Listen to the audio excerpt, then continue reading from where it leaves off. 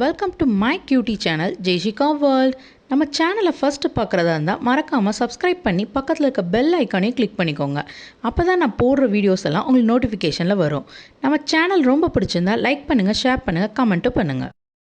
Hello friends, இன்னைக்கு இந்த வீடியோவில் why frequent cold and cough occur in children, அதாவது குழந்தைங்களுக்கு ஃப்ரீக்வெண்ட்டாக கோல்ட் அண்ட் காஃப் வரும், அதுக்கான ரீசன்ஸ் என்னென்னோ, அதுக்கப்புறம் அந்த இதுலேருந்து ப்ரிவென்ஷன் பண்ண என்ன மெத்தட்ஸ்லாம் ஃபாலோ பண்ணணுங்கிறத பார்க்கலாம். குழந்தைங்களுக்கு அடிக்கடி சிக்காவாங்க, அடிக்கடி சளி பிடிக்கும். 2 monthஸில் 3 times கூட சளி பிடிக்கும். நீங்கள் அதை நினச்சி ரொம்பவே ஒரி பண்ணுவீங்க.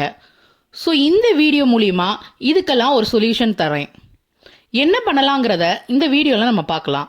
ஸோ இந்த வீடியோவை ஸ்கிப் பண்ணாமல் பாருங்கள். நம்ம குழந்தைங்களுக்கு அதே ஃபுட் ஐட்டம்ஸ், வெஜிடபிள்ஸ், ஃப்ரூட்ஸ் எல்லாம் சேமாக எப்பவும் போல தான் கொடுத்துக்கிட்டே இருப்போம். பட் சடனாக சளி பிடிச்சிரும். ஃபஸ்ட்டு நம்ம குழந்தைங்களில் நிறைய பேரோட ப்ளே பண்ண விட்டுருவோம். அவங்க இருமுனாலோ தும்னாலோ ஒருத்தர்கிட்ட இருந்து இன்னொருத்தர்கிட்ட குழந்தைங்களுக்கு ஈஸியாக வந்துடும் சளி.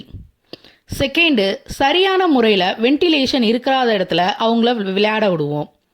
நம்மளில் யாருக்காச்சும் கோல்டு இருந்தாலோ அது மாதிரி வென்டிலேஷன் இல்லாதப்ப அது ஈஸியாக குழந்தைங்களுக்கு ஸ்ப்ரெட் ஆயிரும்.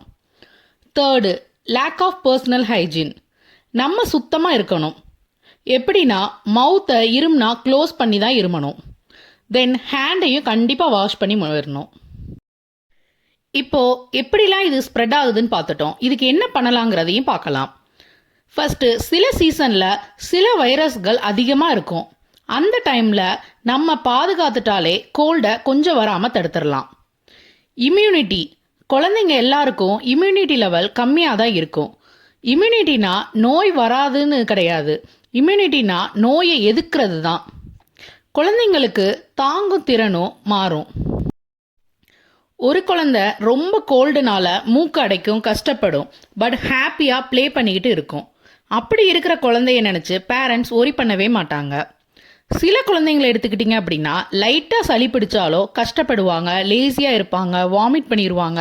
அப்படி இருக்கிற குழந்தைங்களோட பேரண்ட்ஸ் உடனே டாக்டர்கிட்ட கூட்டிகிட்டு போவாங்க, ஒரி பண்ணுவாங்க. ஸோ நான் என்ன சொல்ல வரேன்னு பார்த்தீங்கன்னா, இதை வச்சு ஒரு குழந்தைக்கு கம்மி ஒரு குழந்தைக்கு ஜாஸ்தின்னு நம்ம சொல்லிட முடியாது. கோல்டு காஃப் வந்துச்சு அப்படின்னா எல்லா குழந்தைங்களும் கஷ்டப்பட தான் செய்வாங்க. ஒரு டைம் கோல்டு வந்துட்டுனா நெக்ஸ்ட்டு ஒரு 6 monthsக்கு வராதுன்னு நினைக்கிறோம்.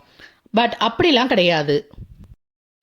நெக்ஸ்ட்டு 2 weeksலேயே கூட வரலாம்.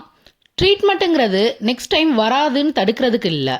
இந்த டைம் வந்ததை எப்படி எதிர்க்கணும், அதுக்காக தான் ட்ரீட்மெண்ட் கொடுக்குறாங்க.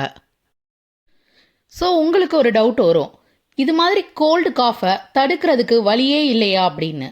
தடுக்கலாம், கொஞ்சம் நீங்கள் அவாய்ட் பண்ணலாம். எப்படின்னு பார்த்தீங்கன்னா வேக்சின் மூலிமா, பர்சனல் ஹைஜீன் மூலிமா.